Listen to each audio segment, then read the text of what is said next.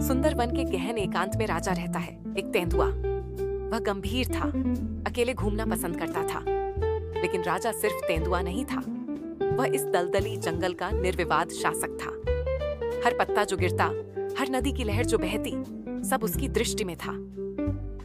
एक दिन जंगल में अजीब हलचल हुई। मनुष्यों की गंध हवा में तैर रही थी। राजा की नजरें चौकन्नी हो गईं। वह जानता था, जब मनुष्य आते हैं तो जंगल चुपचाप नहीं रहता। उसने पेड़ों की ओट में से देखा, कैमरे, डंडे और चमकती आंखों वाले कुछ अजनबी लोग। राजा की नजर एक छोटे बालक पर पड़ी, जो बाकी लोगों से अलग लग रहा था।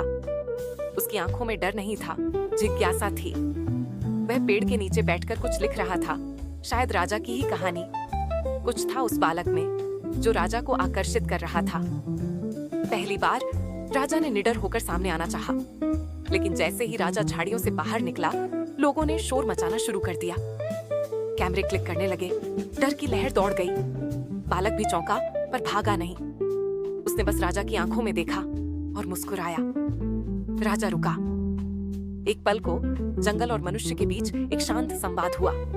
फिर वह वापस झाड़ियों में लुप्त हो गया। लेकिन बालक जानता था, उसने कुछ खास देखा था। सुंदरवन का असली राजा, उसकी आत्मा। वर्षों बाद वही बालक एक लेखक बन गया और उसकी पहली किताब थी बाघ की नजर से सुंदरवन।